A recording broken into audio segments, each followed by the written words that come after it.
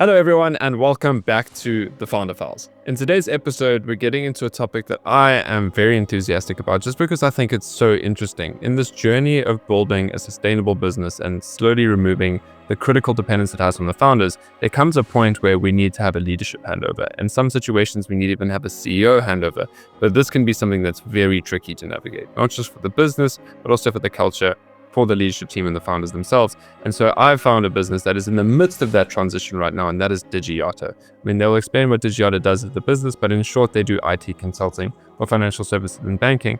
And now we have Nem, who's the new CEO, and Dawie, who is the previous MD and one of the co-founders of the business, going to really be chatting about how is it that they've navigated this transition, how the business structure's changed, how they're navigating the different processes of decision-making within this new change in leadership, how they are shifting the culture of the business, or at least strengthening the culture of the business and managing it as this changes, how they handle the vision and the founder's vision versus the CEO's vision, and just the approaches towards how they were recruiting externally versus internally and the benefits of going internal. So this is a really in-depth conversation around what it's like to appoint a new CEO in an entrepreneurial business.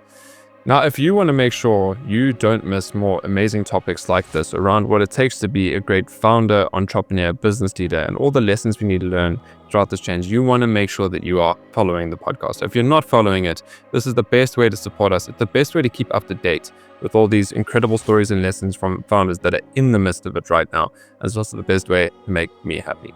So thank you for supporting us. Thank you for following the podcast. But without further ado, let's hear about the CEO transition with Dawie and Nem. Welcome to the Founder Files, the podcast that's like eavesdropping on a conversation with a successful entrepreneur over a fireside chat.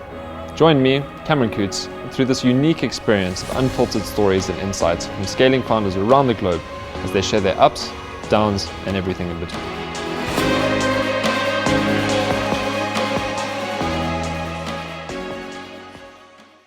Gentlemen, good morning. Welcome. It's great to have you here. Dawie, Nem, I think this is like I was saying offline, I'm very enthusiastic about this conversation because when we're talking about building sustainable entrepreneurial businesses, we need to be able to hand over some form of leadership capability. And that's exactly what you've achieved right now. You've gone from one of the co-founders being MD and Dawie, handing over now to new CEO Nem, who's come up through the ranks of Digiata. So I think this is going to be an awesome conversation with so many learnings, so many founders out there about how is it that they can really hand over the reins to other people. So thank you for joining, and I can't wait to get into your story. Hi, Cameron. Looking forward to it. Thanks, Cameron. Looking forward. So, gents, I guess the best way to start is, can you just explain Digiata as a business, right? What's your business model? Who's your market? How do you operate with it within the world? Yeah, thanks. I'll do that, Cameron. So Digiata's been around since 2001. So it's our 24th year in business.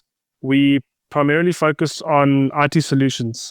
We build bespoke systems and processes mostly around automating anything to do with finance, insurance, and banking. Where we operate is sub-Saharan Africa. That's obviously our home, and South Africa. But we do have clients in the UK and other territories as well. The main focus of the business and has always been to provide solutions for our clients, which is usually corporates or mid-cap sized companies, provide solutions where we can automate and deliver on their IT needs, so IT solution needs. Those use cases can be anything.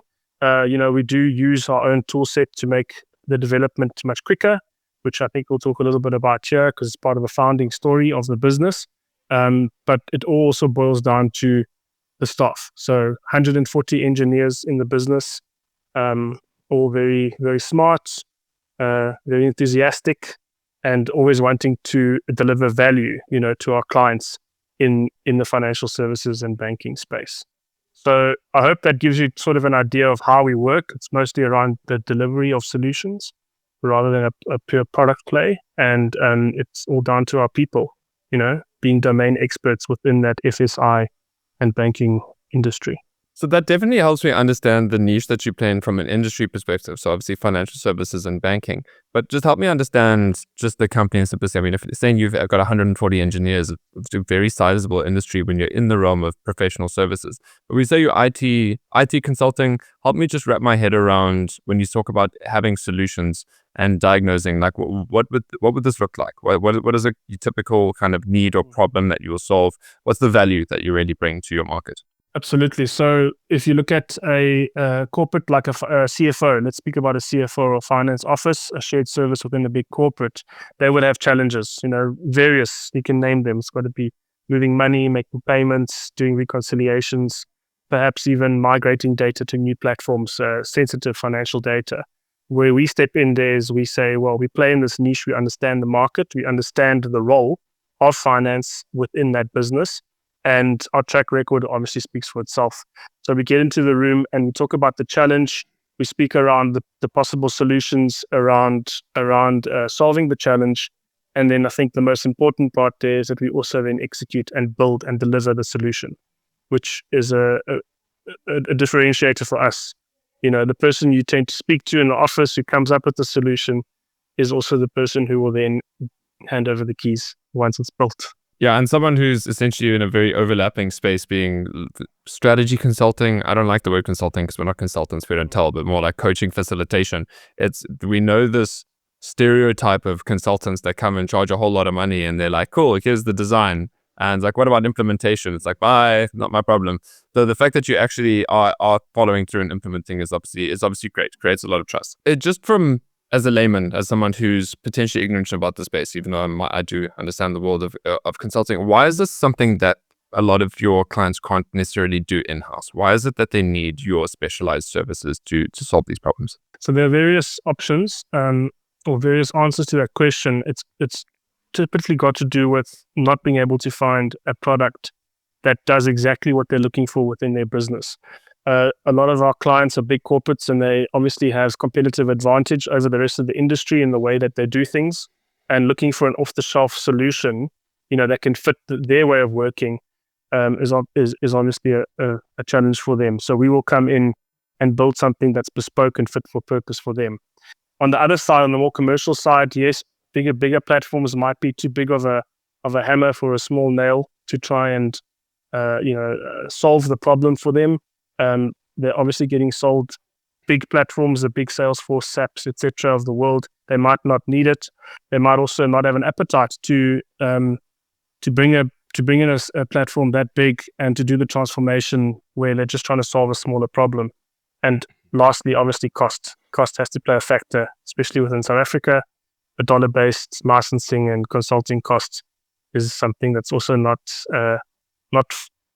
for everybody at the moment. So those factors make up the reason why they would use us. And again, playing in that niche and being able to provide solutions that are fit for purpose, bespoke for the client is where we find joy within our business. I think it's also important, just practically, again, as you mentioned, for the layman, that the solutions that we build are tech solutions.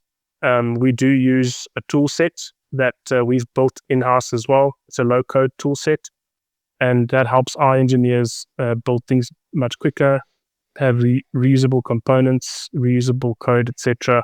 And that obviously plays into all the factors that I mentioned previously. Awesome. Okay, that obviously now, what we usually talk in the Founder Files, makes me very tempted to really understand your journey of building those capabilities, building things that are reusable. But I'm going to stay away from that so that we can make sure that we stay on topic. But just so I can summarize and really nail down the fact that I understand at a simple level the business. In essence, you'll come into either a finance function within a large business or a financial services or banking business that have pretty specific problems that are prevailing either in niche functions, but usually kind of business problems that will transcend multiple departments. But there's no off-the-shelf product or system that they can use there outside of getting a full ERP, but the level of change needed to implement something like that is just not worth what they need to do for solving that specific problem.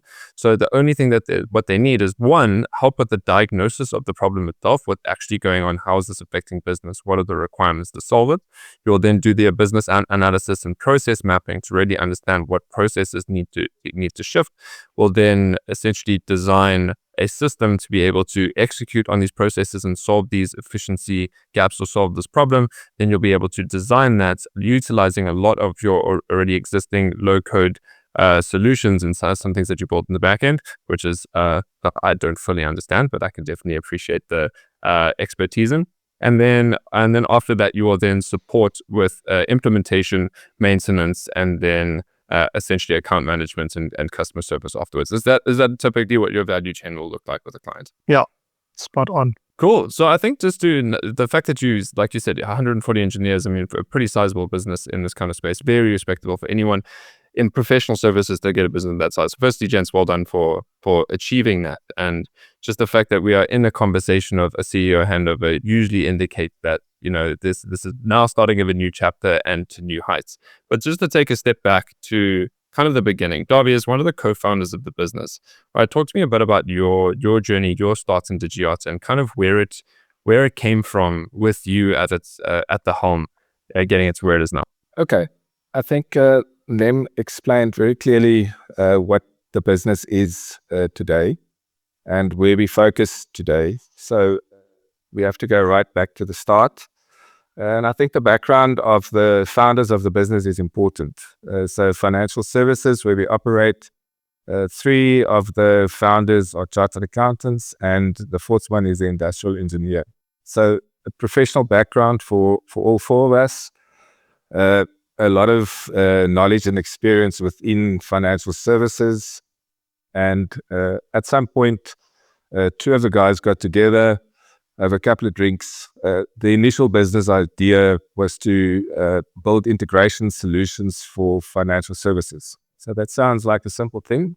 At the time, there wasn't really any tech available in SA. It was all US-based tech, very expensive. But they then decided to resign from their day jobs, knuckle down, and try and build a tool with which they could do this. So that was the sort of early version of the low-code tools that we are using today. It had a very specific purpose, but over time that obviously morphed into something different. So the business started small. All 4 founders were involved day to day. And as the business grew, we decided on certain standards and a certain way that we would want our business to develop over time. So obviously the tech side of it was important. We needed the tech to be slightly different. It allowed us to do rapid application developments, which at the time wasn't that common, especially in South Africa.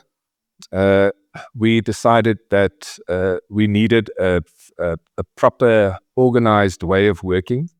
So we spent a lot of time looking at the process, putting standards in place in terms of how we would like to do these developments for our clients. And then we realized very early on that the success of the business was going to revolve around people. So we tried to attract the best people to the business right from the start. It was a bit more difficult initially because there wasn't really a reputation. It was a smallish type business. But as the business grew, we were able to start targeting the top 20% from the local universities. And that's what we're doing today still. So I think in terms of how the business developed, what is important is that the 4 founders had different responsibilities. So the one guy looked after the implementation process, how we put our solutions together, how we put it in production, that sort of thing. The second guy looked after our product development. The third guy was our salesperson. And I was essentially if you can liken it to a COO role. So I had to organize the business, structure the business, look after finance, make sure that it was financially stable, make sure that we recruited the right people into the business, and then grow the business as we went along. So the business grew organically. We didn't have any massive visions for the business at that time. We basically took it as it came. Our tech grew with the business. We added new people. We gained clients on an annual basis. Our client list was quite extensive for South Africa. We have some high-profile clients in South Africa.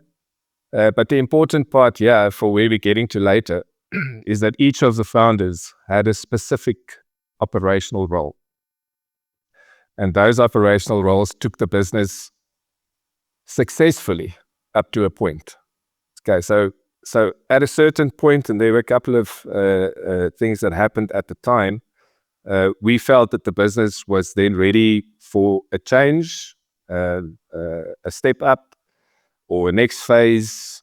We weren't 100% sure of what we would do at that point. Can you describe that point of the business? Like what was the headcount?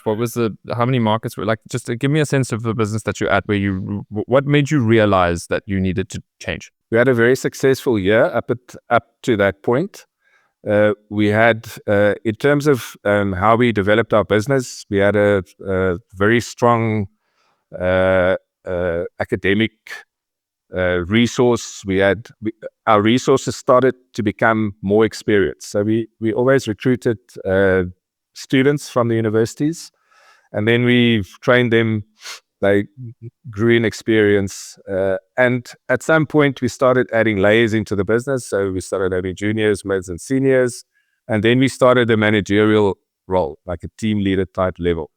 So at that point, we were able to scale a bit easier, because then we had teams that we could put down at the various clients, and we had experienced individual managers or team leaders that could start working on their relationships with the clients, and they could get into conversations about new solutions and new opportunities. So we felt at a point that our business had grown to such an extent that it was easy for us to scale, because we had the right people in the business with the right experience in the business. We had more of them coming through that also had aspirations to become managers. So we had a couple of discussions and decided, we started the conversation around what would the company look like in 10 years' time?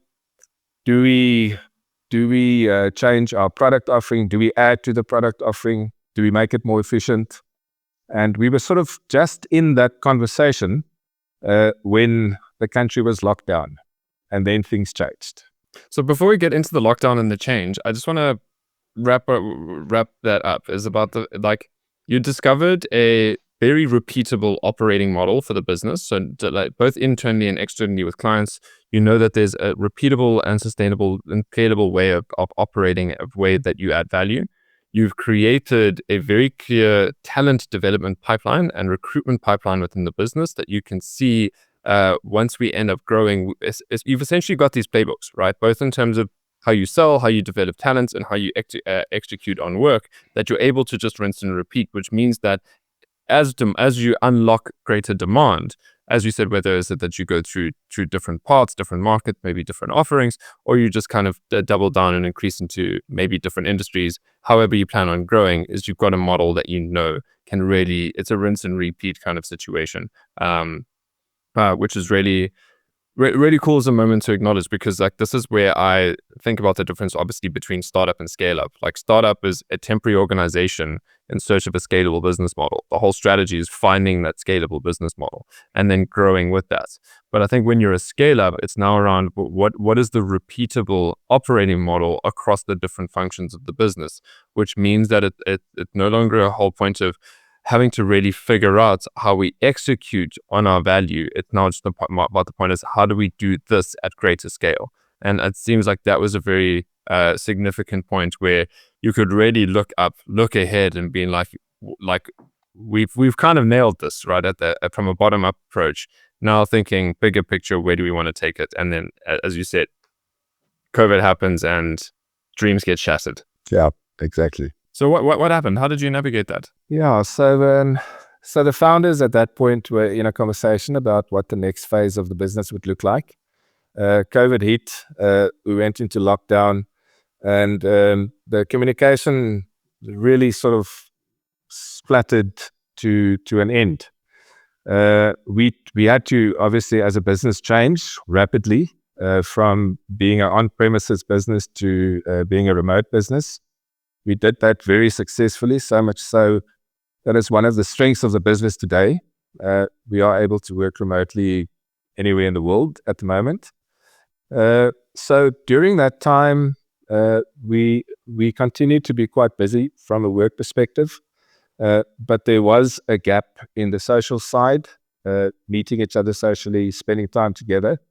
So we started a few conversations on a weekly basis about various different topics between certain of the senior managers, myself, and some of the founders on odd occasion. And then it progressed to a point where we said, okay, well, let's talk about what we are doing as a business. Let's talk about the offerings of the business. Let's talk about what we can add. Let's talk about the future. And these were interesting topics to the senior managers that we had in the business, because it's not something that they naturally discussed within the business before COVID, because that was a founder level discussion. So we pulled them into the discussion so that we can have a broader base of knowledge, information, suggestions, and it was just a conversation.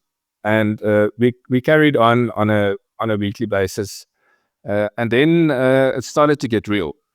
So we started to research different competitors. We started to look at how these competitors presented themselves. We looked at ourselves. We started thinking a little bit differently. We came up with case studies that we produced in a certain manner. And all through this period of lockdown, we spent more and more time gaining knowledge of what was going on around us. Not something that we necessarily had at our fingertips before we started this exercise. So as we progressed, the group decided that we were going to start rewrapping our offerings, some of the offerings. We're going to start talking differently. We're going to start presenting ourselves differently. And the first part of that was to look at our website, our LinkedIn communications, that sort of thing. How do we do that differently? How do we do that more professionally? And we also then started thinking about, okay, if we do all of this, how are we going to get it out there? Who's going to sell it? How are we going to breach that? Because that was the next step.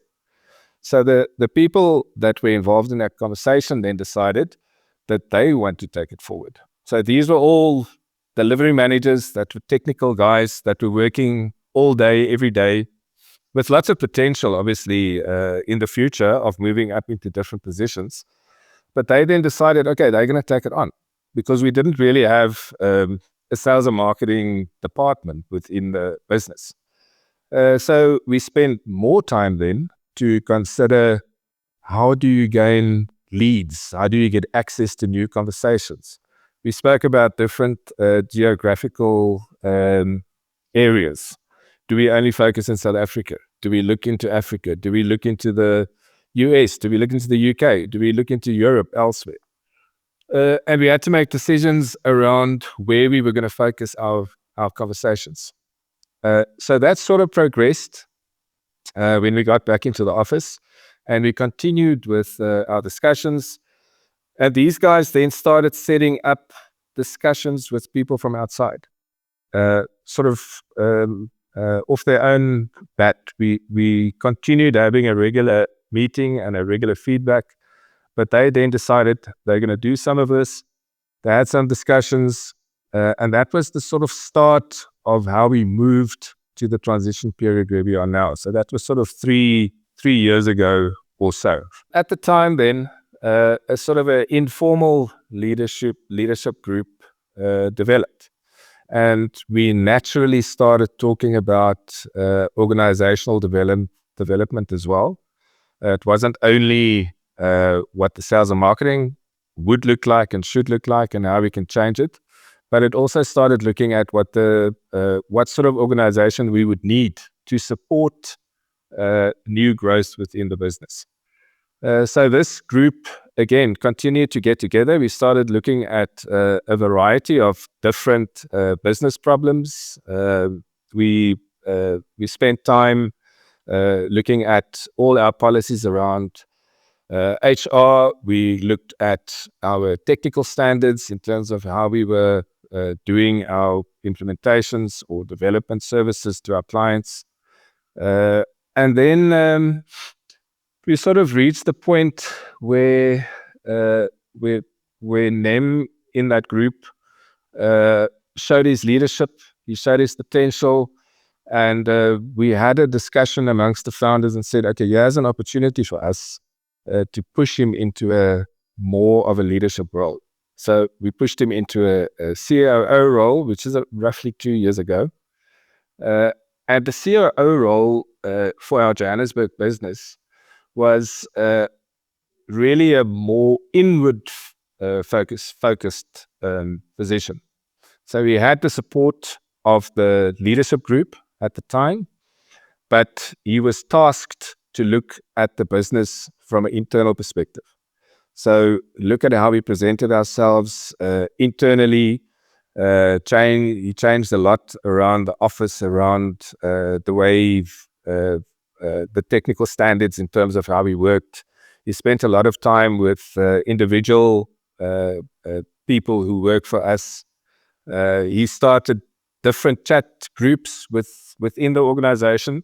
So basically became a younger leader for people that have been in the business for a long time, and set a very good example. I'd love to pause it there because there's two things that I want to really unpack now just to give a lot more value to the stories. One, this incorporation of the next level of management leadership, because, you know, thinking about how we're going to grow, scale a business, getting people involved in the business that aren't part of the founders or the leaders is obviously it's one thing. So I want to go a little bit deeper into that, how you did it. But then obviously, Nem, I want to get your story of being a Digiata up to being COO, and then we can pick the story back up from the CEO story. So just Dawie, just on the incorporation of other people in the business, just how did you decide who should be involved in this conversation? Was this everyone that is a direct report into the founders? Is this anyone that's only managing people? How did you decide who would go in there? Because I imagine there's also people that were reporting into you that were either administrative, you have people that are specialists, and then you've obviously got people that are managing teams. Firstly, how did you make that decision of who is privy to these more strategic and open creative conversations? Yeah, I think it was a informal progression over time, really. So I obviously knew all of our delivery managers personally. I worked with all of them. Part of their roles were to engage with clients on new business development. Some did that better than others. Some had an interest in business development, looking at, as I said earlier, how the business presents itself. And I included those guys into the conversation because the initial conversation was really around sales and marketing. What are we selling? What are we doing? What are we going to do in 10 years' time? So that started off the conversation. They came into that process with a lot of enthusiasm. They showed a lot of interest in terms of how we did the research around our competitors, and as I said, they then took the initiative and started that early sales process and changing our early sales process. So they worked themselves into a situation where they needed to be considered for the future organizational roles that we had spoken about. That's really how we got to it. Okay. I mean, that makes perfect sense to me in the sense that you can't have growth without new business. You can't have new business without sales and marketing. And you can't have effective sales and marketing without leaders that are intrinsically interested in sales and marketing and growth of a business. And so naturally, the reason why I wanted to unpack that was, as any entrepreneur, if I'm really trusting someone to look at something from a more leadership perspective, we need to be able to focus on the clients, the market, the growth of the business, and how that translates internally, instead of just focusing on a more narrow scope of our role and how we execute. Obviously, critically important operationally, but you can't really be involved in a leadership conversation if you're not thinking bigger, if you're not thinking out the business, and if you're not willing to sell, right? That's going to be the nature, especially in professional services.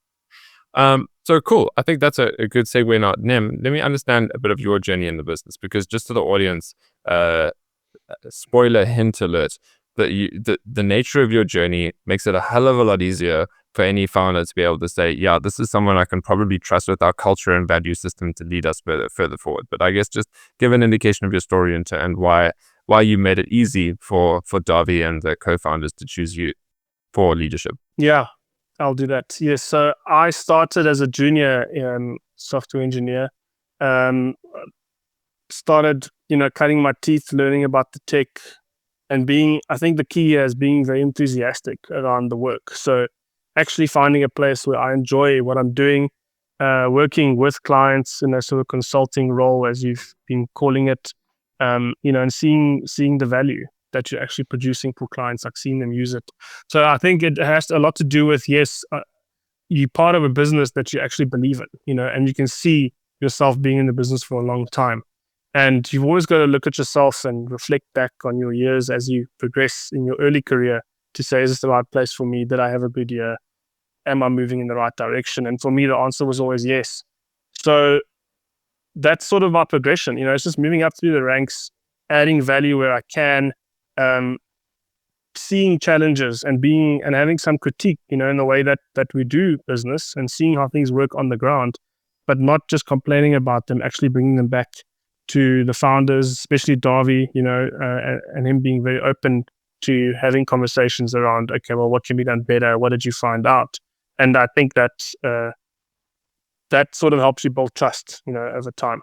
And my relationship with Dawie also is vital to this process. As you mentioned, trust is extremely important, and I'm sure we'll go into it a bit more when you talk around recruiting versus internal promotion, but also spending the time, to always speak with the founders and speak with senior management around the business and asking a lot of questions. So your curiosity and enthusiasm, I think, goes a long way. And when the opportunity presents itself, as Dawie's mentioned, there was a bit of time, a bit of discussion around what's next and who's got ideas, then obviously you are top of mind. So I didn't go into my career journey. I don't know if you want me to go into that. I think it's pretty basic. It's just do a good job, add value for the clients, and make sure you're as successful in your projects as possible. But the most important part is that you enjoy being there and you're curious and enthusiastic about the business, and you have a vision. You can see yourself being there and making a change. And that also speaks to the other guys who were in the leadership group, because again, there's a bit of a luxury here from Dawie's perspective and the founder's perspective, is that having worked with those guys for a long time, they all sort of float to the top. Which guy wants to meet at 6 a.m. in COVID before work, before he starts working on his client project, before dealing with his team HR issues and all that kind of stuff. You know who they are, purely because you've worked with them for a very long time and you understand your reports and your staff. So it does help. Completely. I mean, even there, you just gave an indicator of, it was a bit of a throwaway comment, but the willingness to get up at 6 a.m. I mean, this is the kind of behavior that is usually associated with people that have an ownership stake in a company, because like, if I don't, no one else is going to. And the fact that you're willing to do that is it's already behaving with that owner mindset, which just, again, makes it so much easier to be able to trust you to do this, because then I essentially know that the business is in good hands. So Dawie, now I just want to unpack something, and we'll just pretend that Nem isn't here for a moment. So when you are firstly mapping out that COO role, I mean, this is a really kind of crucial time in the business from an org design perspective anyway, because especially in professional services at the founder partner level, that's where almost all new business developments essentially coming from. That's where the relationships happen. And especially from an operational perspective, this handing over to a COO role, essentially, my assumption is that this is an indication that the founders are going to focus more on growth and more on strategic roles, and allow the operations and internal workings of the business to be handed over to another key points of leadership. But that's such a sensitive part of a business's journey, because there's so much knowledge and so much expertise that exists in the leaders to be able to hand that over. So one, just around the decision for a COO role in the first place, but then also kind of coincided with what I want to know is, what are the leadership traits that you spotted in Nem that made him a good fit for this role? What kind of person were you looking for that COO role, and how did you know that Nem was the right person? Yeah, so I think during the period that I described earlier on, we worked together in an informal leadership group, and we've sort of determined the way forward for our Johannesburg business. So as I said earlier, again, the other founders were involved. One involved in the Cape Town implementation business, the other one involved in the product business. So what we did in Johannesburg with this leadership group was to start building something and start looking to the future. So Nem sort of stood out in terms of his potential as a COO. So the way that we run our business is that we have a very flat structure. We have very clearly defined roles. We have regular feedback to all our staff. So everyone's on the same page. So it makes the group fairly simple to manage, okay, because we have management strategies in place. We have smart people. We don't have HR problems. We don't have performance problems. We have good tech. We never have failures in terms of our implementations. And what we then decided was we're gonna look at Nem as the individual, and the reason for that is because he took on the leadership role within the group. What he didn't mention in his earlier years was that he always had the ability to form very strong relationships with the client at both the level where he was doing the work as well as the senior person at the client. He was well respected within his own team, and he was well respected by the rest of the people who worked for us. So he had a high profile in the business to start off with. We always had an interesting review discussions every 6 months between him and myself, because it was more a situation of him telling me what he wants, where he wants to go, what he wants to do, rather than talking about what he's done, what he needs to do better. It was more about him telling me where he's going, what he wants to do. Very, very energetic and fulfilling conversations. So what we looked for in a person was someone that's organized, someone that understands our business inside out, someone that can go into the detail. We obviously, from a CEO perspective, it's focused within the business, not so much to the outside world. So we needed someone that's believable for our general people who work for us, somebody that our people will follow, and someone who was strong technically, understood the tech environment, understood where we fit in, and understood how to look for new opportunities and move the business forward. So it wasn't a very difficult decision to get him into that role. The relationship that we've formed over time made it easy. We knew each other well. I'll talk about friendships again later on. Friendships in the business to me is very important. We don't have numbers working for us. All of us have good relationships with all of the people that work for us. We care about our people. It's important for us that they progress in their careers. It's important for us that they become successful. And here's an example of a person who came into our business as a youngster, and he proved himself on an ongoing basis. And there was an opportunity on the table, and he's the right man for the job. No one from outside could have been able to do that job. It would just not be possible. Someone from outside wouldn't understand what we're doing. They wouldn't have a relationship with the people that are involved in the various teams, and a CEO from outside would really battle in that role. Yeah, I fully agree. I mean, that also answers the hiring internally versus externally debate. What I'm wanting to know is the CEO and CEO difference. It's spanning just 2 years, right? So was the view already when you were saying, okay, we need to map out the COO role to begin with? Was there a view that shortly after that there would be a CEO? Was this essentially a stepping stone to see if whoever the incumbent of the COO role would be could take on the reins of CEO later on? Or was it actually just a view that happened, okay, we've got COO, but then time went on and it's like, you know what, maybe let's create the CEO role and make this change. Was it more emergent? Was it more deliberate? How did that happen? Yeah, it was more deliberate. So as I said, when we had our informal leadership group over that period of time, in between them becoming the COO and the end of lockdown, we spent some time talking about organization structures. What do they look like? What do our competitors have in terms of the different roles? And we drew up a structure for ourselves. That structure has changed a couple of times already as time went by. But in that structure, yes, there was a CEO in that structure. There was a sales and marketing resource. There, all of the roles that you would normally find in a big organization.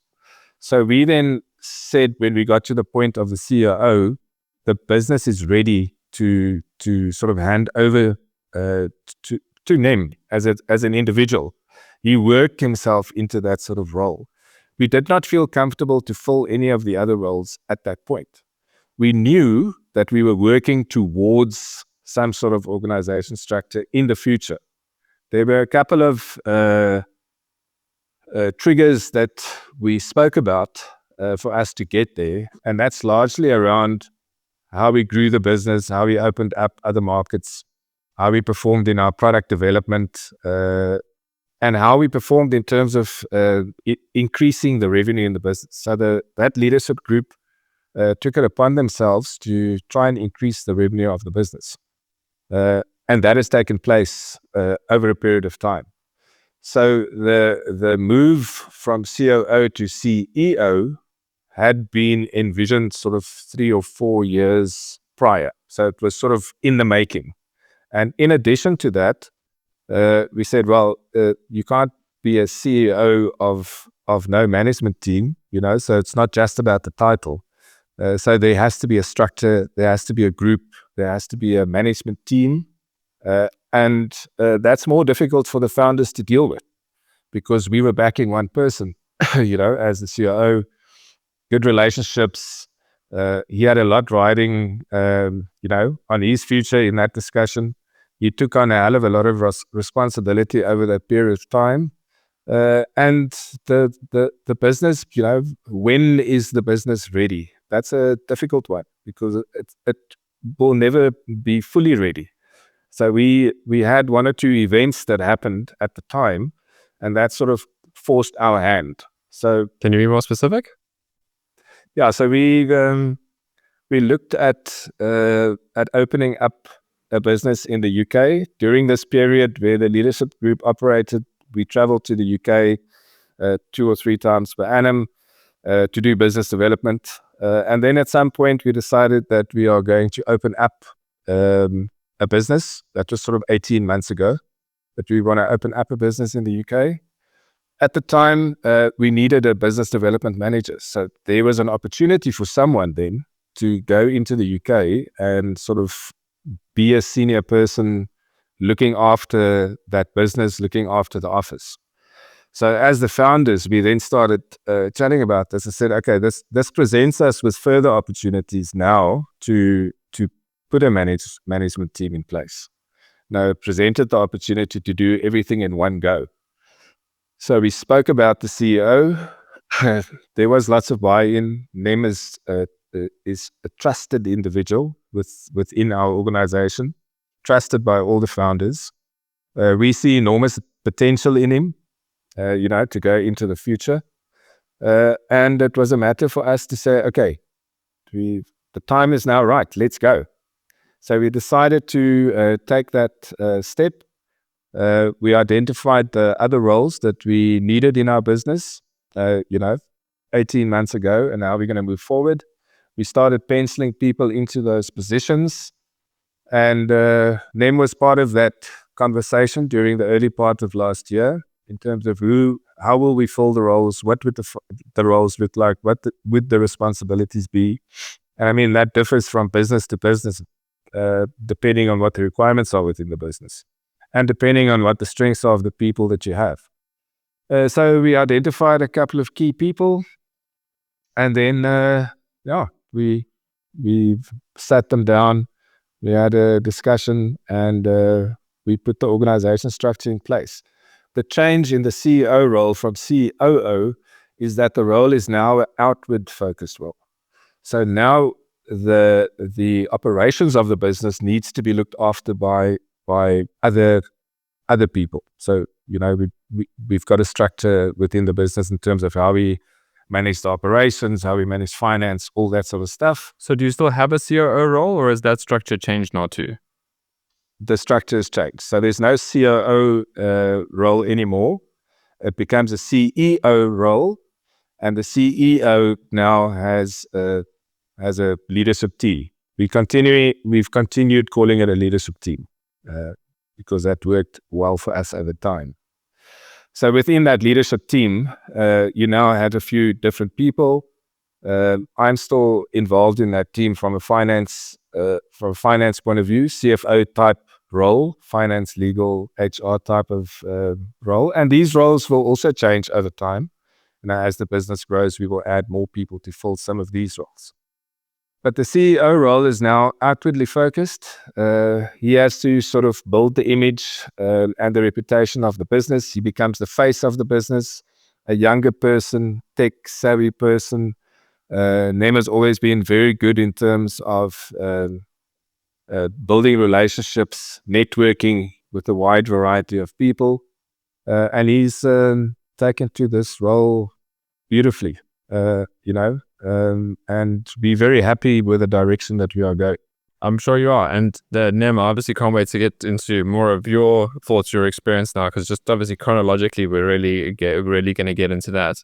I think just one more question that I have before now it's going to be a real merger of your two experiences. But what's the difference between an MD and a CEO role? I mean, because Dawie, I just want to know like how your role changed in that time. I mean, you've been MD, now there's a CEO. Is there still an MD? You're now CFO. What's the difference between an MD and a CEO? Like, just talk to me about that as you're changing all these structures.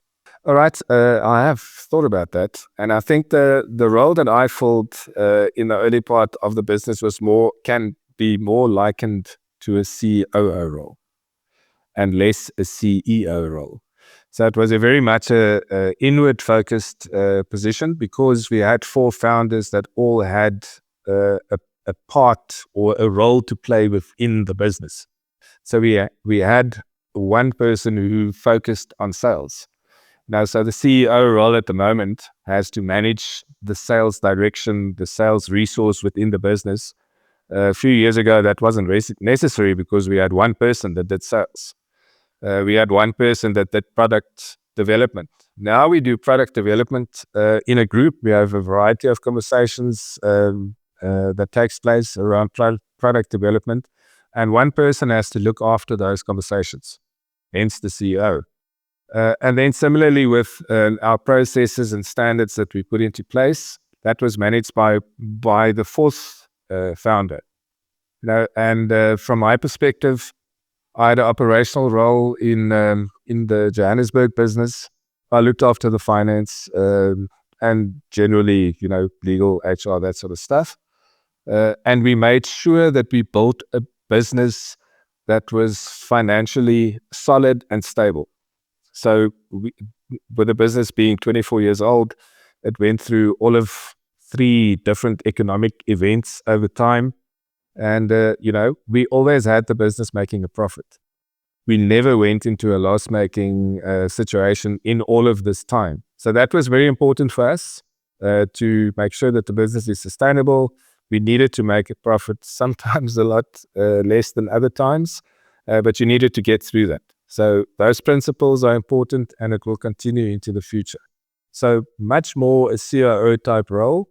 And now that the business is growing and we have a lot more moving parts, we felt it was the right time to put a CEO in who can look after all of these moving parts and project a better image to the outside, the outside world. Nem, no pressure here. No, not at all.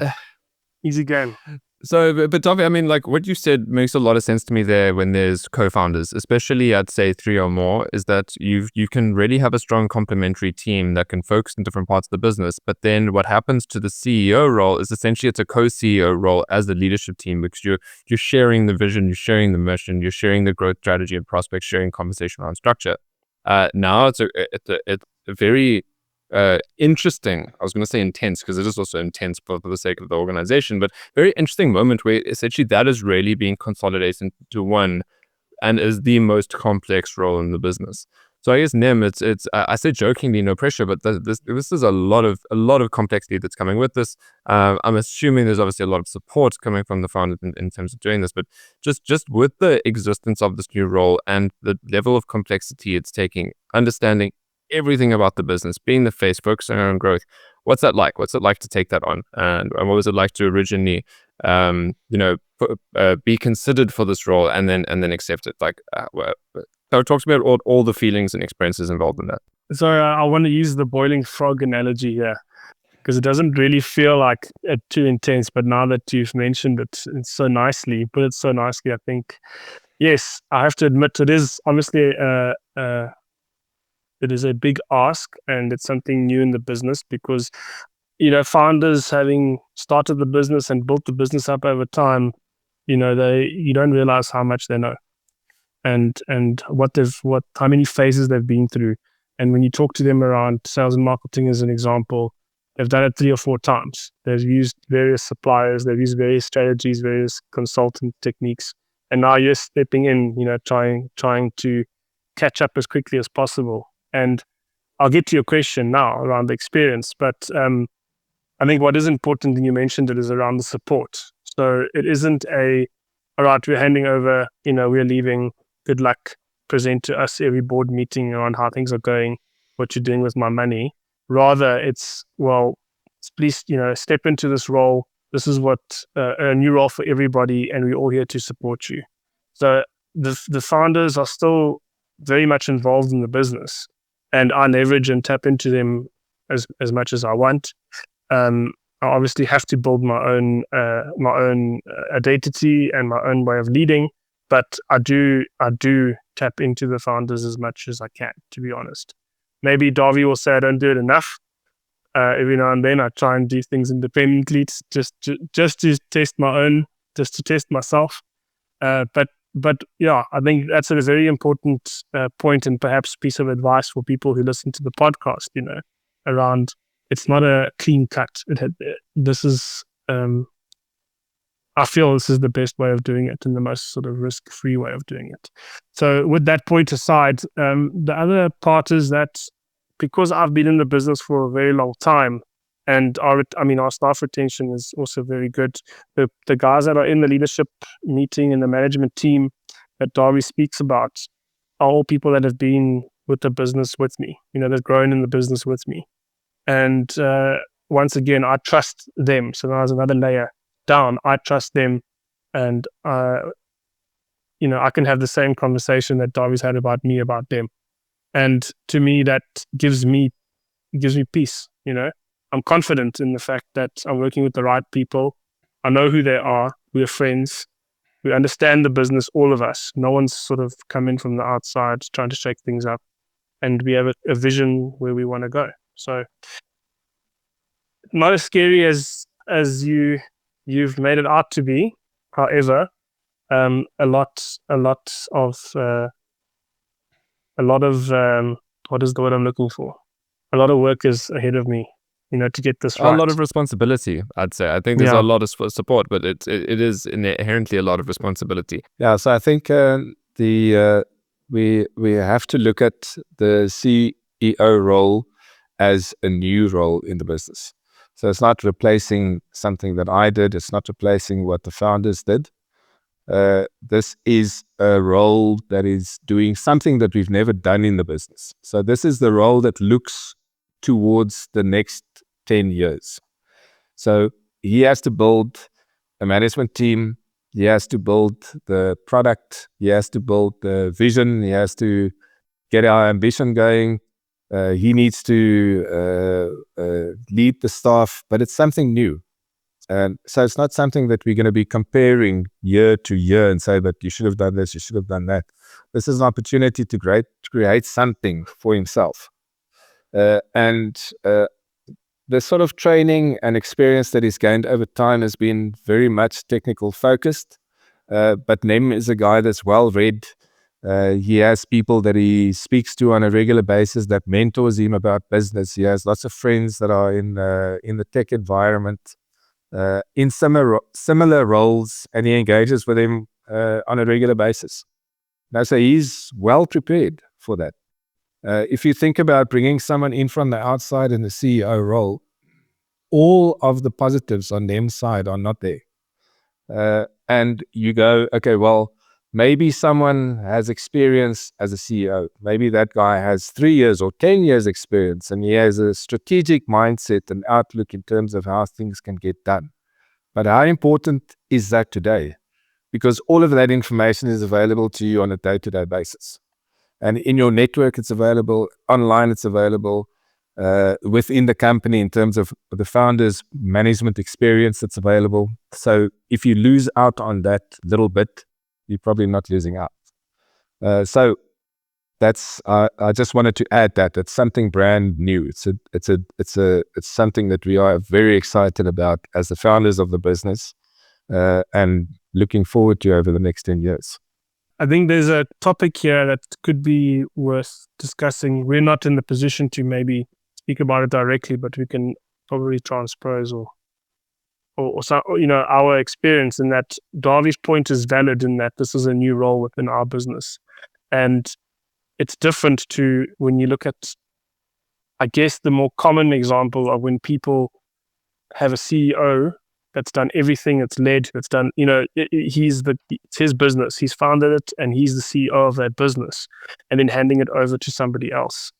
And this is different in the sense that the founders had taken up the co-CEO role, as you said, very, very nicely. I like that a lot. And they've now let me step into a new role altogether. So then there has to be some sort of advice or something to unpack around, well, what happens if it's a single person? Let's say these 4 founders, they had a leader, they had one person that was the CEO. How would that handover happen? I don't think it'll be the same experience as what I've had. Absolutely not. And that's exactly what I wanted to speak to, is because if there's, there's even there's stats and just general wisdom around the fact that single founder businesses are often, the success rate of single founder businesses versus multi-founder businesses are kind of two different stories, right? Just because it's a leadership team and being a CEO is very complex, but it's also, the business goes through different seasons and requires different leadership skills throughout all of that. So I think that for me would be the hardest thing, because then you really are replacing a founder CEO with a professional CEO. And that is such cultural implications, but philosophical implications and principles for the business, style. It really is that is. I can't imagine more of an identity shock to a company than that. But I think that exactly what you've done now is the fact that the CEO role is new makes it so much easier to be able to transition into that, because not only just from a support perspective, but it also intrinsically creates a shared view around the fact that the leadership of this business is a function, and that is a shared function that we need to make sure is operating well. And because the CEO role is new and we're viewing what's best for the business, how do we navigate how Nem, you are going to succeed in this and what you need to be able to do as we all learn how this is operating. And I think that's very helpful, because if you have past data of someone in that role, it's natural human nature to look at, okay, well, before and after X and Y, comparing this and that. And it's and then it's, even though things can just naturally be different, not necessarily better or worse, just different, you create this kind of friction around comparison around how performance should be. But the fact that it's never been there before, as you said, is there's no comparison, which means the how performance is being judged is based on, one, going to be the philosophy, principles, values, and culture of the business, but also just, two, strategically, are we performing according to our strategy and our goals? And then at the end of the day, it's that's how it's being judged, which is how it actually should be judged at the end of the day. But it removes a lot of bias, and I think that's extremely, extremely useful and incredibly helpful. A quick question, Cameron. This is interesting to me. So between you and Brett, recently you guys have now identified roles, right? You've split. Brett was saying to me that now I think one of you doing sales and the other one's doing operations. I can't remember who's who. Is it you? So between us, we've essentially got like a shared responsibility for sales. It's just like it's the nature we both need to be bringing business in. But sure. from As a leader, But from a marketing brand perspective, awareness, I'm definitely taking that. Still like very much the face of the company. But in terms of like a deal closing and the actual selling, it's definitely shared between the two of us. But then from an operations perspective, it's weighted towards Brett. So in terms of taking on clients, like whether I bring them in or Brett brings them in, essentially the view is it's Brett's facilitation capacity is going to get maxed out before mine is, right? And his focus on product and systems, and I'm focusing on growth, really. Like that's essentially what the indication is. Brett's role in many ways is executing on that growth. So that's also where with the two of us, we've also had very clear conversations, even though we're still such a small business, is around we definitely share a co-CEO relationship. Like anything strategic, anything about the vision, long-term direction of the business is us together always. That's our conversation. We've even mapped out the different functions of the business and who does what, and we've shared responsibility, which means that we're able to be a lot more efficient and effective. Especially now when we've got such significant resource scarcity. Which has been really helpful. Sounds familiar, name? Yes, exactly.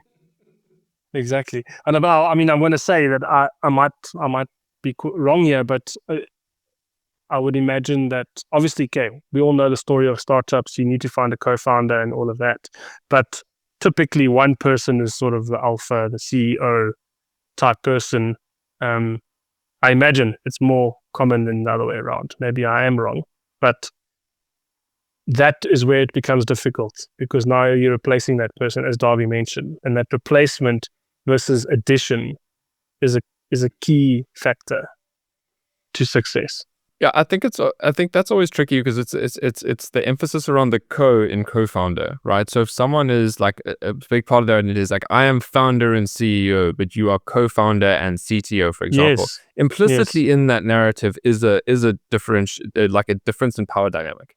So, but I think any co-founder relationship, we need to be equals. We need to have shared responsibilities. Like how can you call myself a founder of this business if I don't have the same level of decision-making authority as you?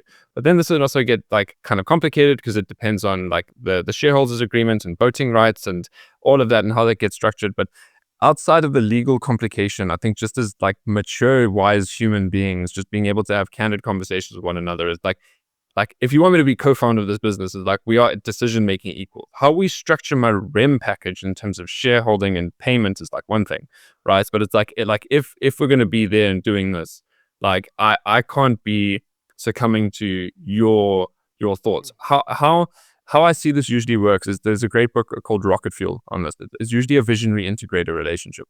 But this is where the market will often view this as, okay, that's the person, they're the visionary, they're the person at the top, they're the lead one leading the business. But in reality, it's often actually the integrator. Because the visionary is like, here are the ideas, this is where I want to go, this is the opportunity, that's what's going on. And the integrator who's actually needs to organize the business to make it happen, they're like, whoa, calm your farm. I love the energy. This is what you do best, right? Keep bringing these opportunities and ideas, but I'm going to say not yet to 8 out of 10 of these things. And then the 2 we're going to execute on. And essentially, what ends up happening is the integrator is the one keeping the visionary on a leash. But that's not what the market sees. And so, but that's again, the level of respect required in these relationships is how do you play into each other's strengths? What are your roles and responsibilities? So you can be free to be creative and ideate, but as long as I respect you enough that when you say no, the difference between like healthy conflicts and disagreement in a leadership team versus unhealthy personal conflict, right? And I'm trying to utilize power. It actually comes down to the fact that the best ideas win and the best strategies win. It's not about my opinion versus your opinion. And this is my business and I started. The moment that's happening, red flags everywhere. Yeah. So guys, I want to pull back and just understanding from a like org design and governance perspective, what's happening now with the founding team and the leadership team, because previously how Imagine was operating, and even when I say previously, just as far as 2 years ago, with the COO role is it's operating predominantly as the board is and Exco is one and the same. But now I imagine it's kind of shifting to the fact that there's going to be to a more traditional kind of King 4 corporate governance model of having like an executive operational board and then a supervisory board. So Nem, you'll have your leadership team as an exco in inverted commas. Dawie, the founding team, will operate more at a supervisory board level, but then obviously have still roles within that leadership structure. Unpack to me what the before and after looks like from that, and how the founding team is now shifting, dissolving supervisory board, because there's the shareholding thing to keep in mind. Like, there's a lot of moving pieces here, but just hopefully you can help me simplify what this transition is of where the founding team is moving to. I said earlier on, we have a very flat structure in the business. We never had an overcomplicated management meeting dominated process of managing the business. Short lines of communication. We spoke to each other on a daily basis. So the pre-CEO structure, we basically had a board meeting on a monthly basis, where the founders would have a discussion, and that discussion would largely revolve around the sort of macro factors within the business, not much around operations. So each of those individuals were responsible and are still responsible in certain aspects of the operations of a certain area within the business. So they looked after those businesses, and there was trust between the founders that worked fine. The financial results were basically the evidence that everything was going in the right direction, if you like. Now you have a change, because now the founders have got a layer in between the business and the board, or the executive management of the business. So we have to be careful that we don't overstructure, and we are finding our way through this at the moment. So we've set up a exco meeting, which would be the founders, and it includes the CEO. So there will be a discussion around the bigger issues in the business, feedback to the founders in terms of what's going on in the business, what the plans are, that sort of thing.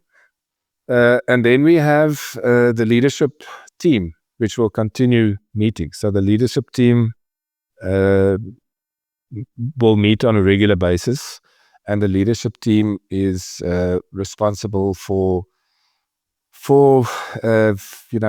bigger policy decisions, direction, talking about product and product development, talking about what happens from our business development perspective, having discussions around how we approach new markets, new geographical areas, that sort of thing. So very operational, but looking at the business as an operation. I think in addition to that, there are various other engagements. I don't know, Nem, whether you want to add, or shall I just continue?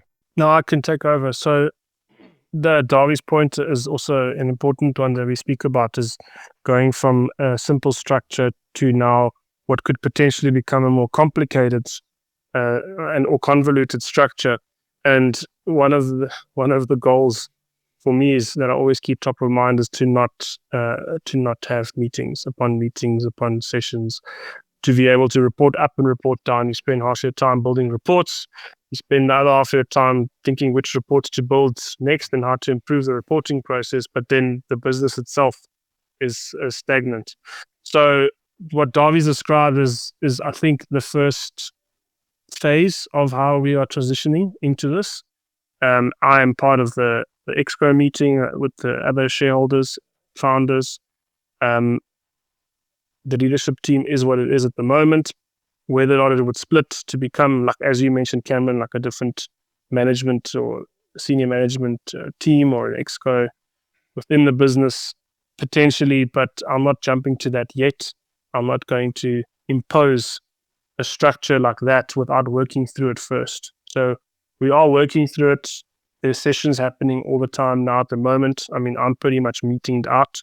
But going forward, that's not the way I envisioned the role. And I'm 100% sure that the people I'm meeting with currently don't envision their new roles being like that as well. So it is definitely something that we're working towards, but I can't give you the definitive sort of answer right now. I mean, that makes sense because you're doing something new. Exactly. Yeah. So I think what sort of happens in this transitional phase is that the management process becomes longer. So founders were able to just make decisions off the cuff. Now we sort of we have new managers in place, and those managers have got responsibility with authority. So they are able to make decisions, but we have to channel the decisions in the right direction. So how do we do that? So we don't want to engage on every decision. What we need to do is we need to set sort of shorter objectives for the business. So you're looking at setting quarterly objectives for the business instead of annual objectives. So set a quarterly objective, focus the management team on achieving the quarterly objectives, and let them get on with it. The relationships that we have within the meeting, within the group, makes that easier. That makes the trust easier. The values within our business supports that process for us. So we have enthusiastic guys. We talk about conscientiousness in our business, the will to want to do what is right, choosing right over easy, building relationships, looking out for the client, being impactful in everything that we are doing.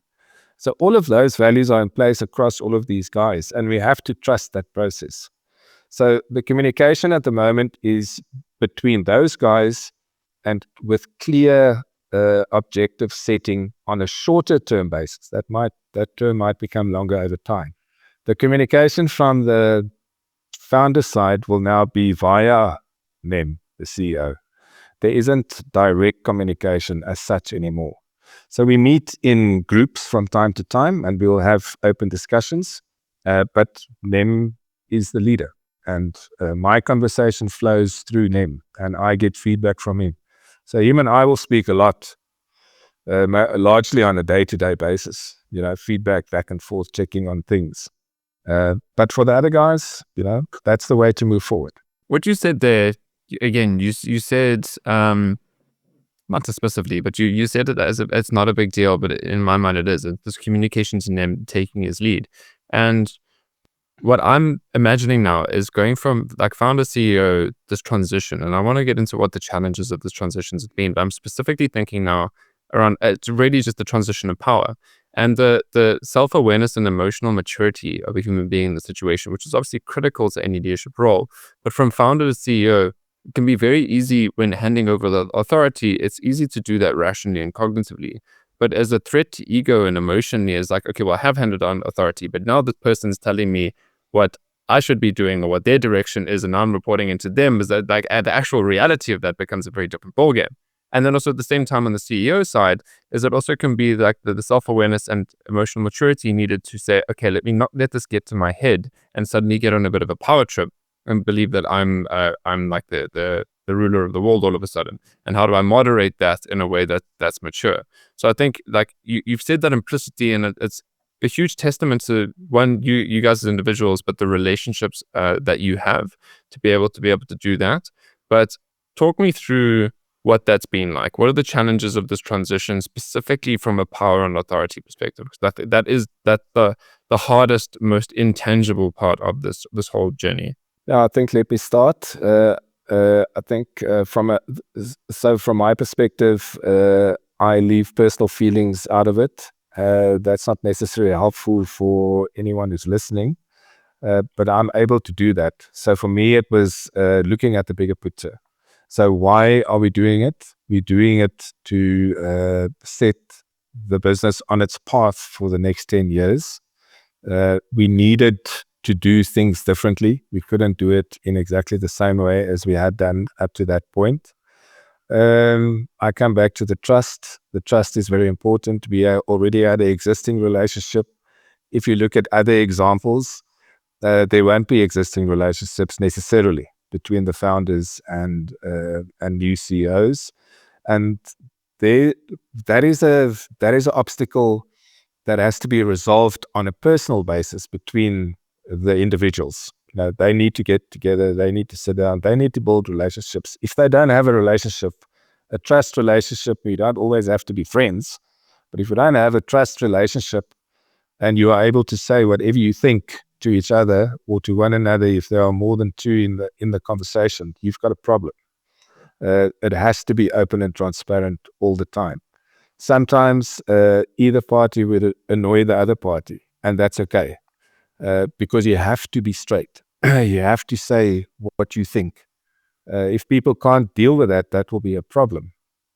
Now, so for me to have this relationship, for me to look forward to, for me to sit within the new group of management, it's fairly easy to deal with. I do have expectations of how things should happen. I do have expectations about how people should operate. It's very clear in my mind that mediocre performance is not an option for any of the managers. So the new guys have to take responsibility for the responsibilities that they have been given and that they have been tasked with, and they have to produce the best work possible, and they have to choose the right over easy, and move the business forward. So as long as that happens, it's fine. If the expectations are met and we discuss them on a regular basis, the business moves forwards, and I'm happy with that. Yeah, so I think what Dawie's, just to add on to what Dawie's saying, the transparency and the communication is key here, because the culture that I've obviously been brought up in the business and the other managers as well is to make a case when you want to do something. So now, yes, I might be in the role, I might be in the CEO role, I can make decisions, I've got authority, etc. I still firmly believe that I still have to check myself and make a case to somebody about what I want to do, because that is the culture that I've grown up in, and that is how I like to work now. So some people will say maybe I speak too much. I always explain myself, over-explain what I want to do. I justify, any decisions that we want to make as a business. But to me, that just adds to that open communication and transparency, as a group. So I think that's a good point to make, because you don't just take the reins and run away with it. You need to still speak to people. You need to still check yourself and make sure that what you're doing is seen by others and makes sense, seen by others as a logical and step in the right direction, rather than just run with it and go on a power trip, as you call it. So what you've spoken to there, and this is where I love how organically owned the culture and values of a business is by the leadership, because you've spoken about it naturally. It's not like consciously, okay, what's the value, and make sure that we're behaving in line with that. Dawie, you so naturally referenced doing what's right, not what's easy, talking about conscientiousness. Nem, you're talking about a cultural principle there around the fact that it's like always checking with someone before kind of proceeding. And it's this reference towards the culture that I think is also so important in this transition and consistency, but it is so owned by leadership, which also just makes it easier because you have this framework of navigating one another and knowing what's expected of you.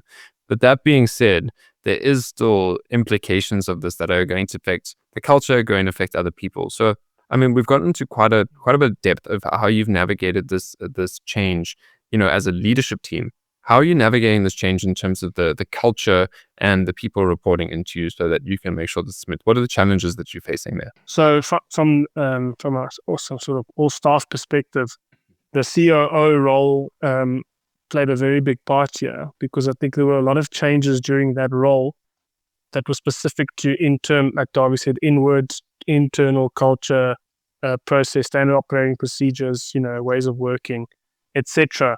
And I think going straight into a CEO position, trying to sort that or trying to change that, plus changing everything else that comes with the CEO role, all the outward-facing tasks, becomes too muddled, and I don't think you'll succeed. You might be distracted. You might not put enough time towards one or the other.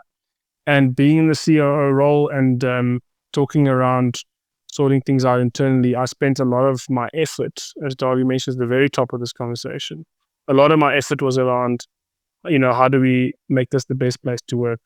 How do we retain our staff? Being critical and challenging what I've experienced, in my 14 years being with the business, as well as the other guys who were in the call, at 6 a.m, to say, geez, I really don't like the pens that we get. Something as small as that. I've never liked the pens. The pens are not great. Can we get better pens?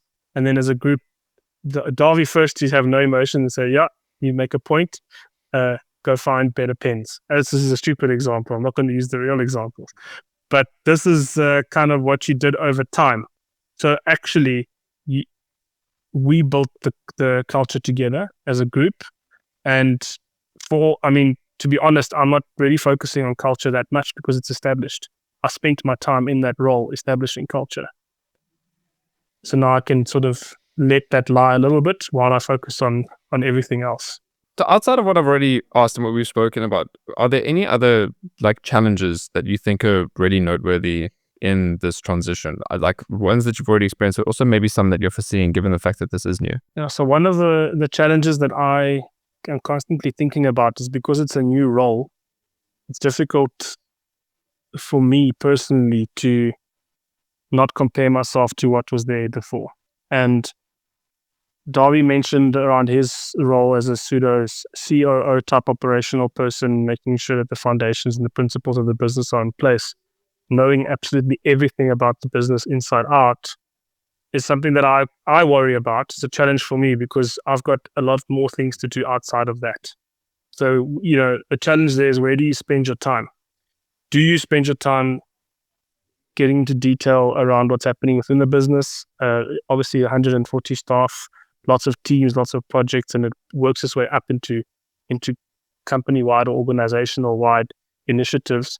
Do you need to know absolutely everything? And I'm used to being that person, because I was never outwardly focused. I didn't have to worry about the other side. So a challenge for me is to figure out how to navigate that without dropping the ball on either side of that coin. I think to add to that, in a lot of businesses where this transition takes place, there is a financial person somewhere in that conversation. So if you're going to be running a business, you need to understand finance inside out. If you do not understand finance inside out, you cannot be a CEO. So if you are going to be dependent on someone, best you have a very good relationship with that person, and you need to upskill yourself to get on top of it. In any business where there's a transition from founders to CEO or to new management, that financial control and stability is extremely important, both on the founder side and on the new management side. So that is a hint or a tip, going forward. You need to understand what's going on in the business, and you need to have control of your finances and your cash.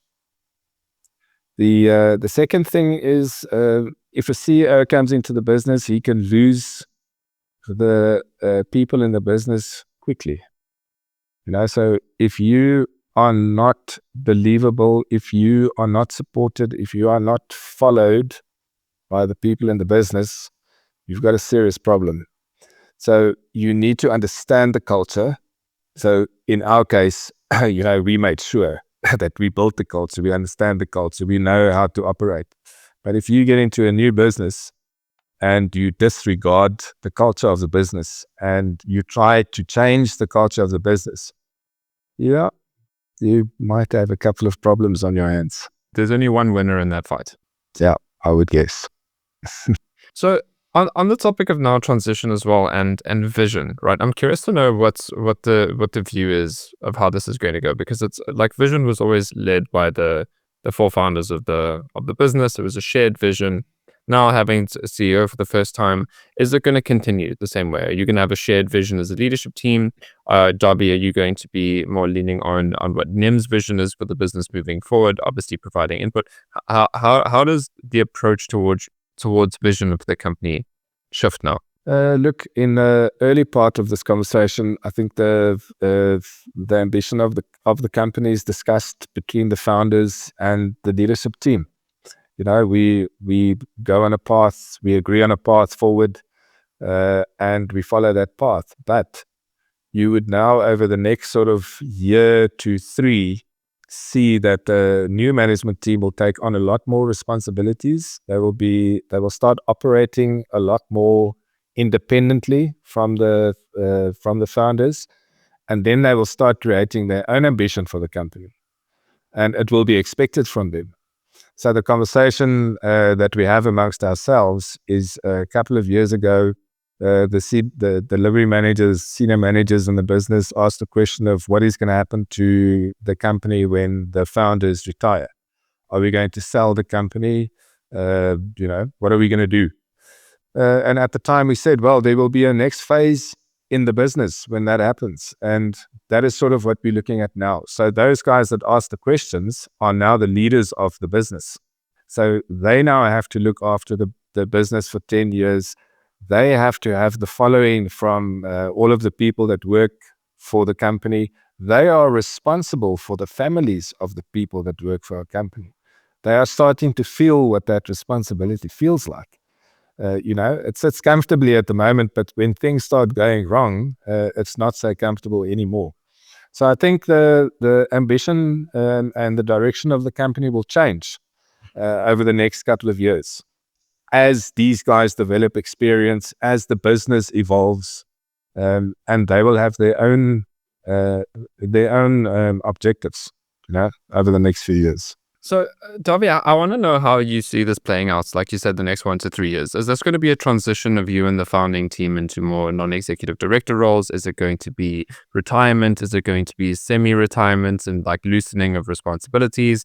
I mean, that's just from your level of involvement, but also from a shareholding perspective. Like, are you going to hang on to that and enjoy your dividends? Are you going to sell this onto the next level of management and leadership? Because how's that chapter gonna go from what you can foresee for now? Because obviously, plans the foreseeable future isn't always so foreseeable. Yeah, I think the intention for all of us is to remain in the business for the time being.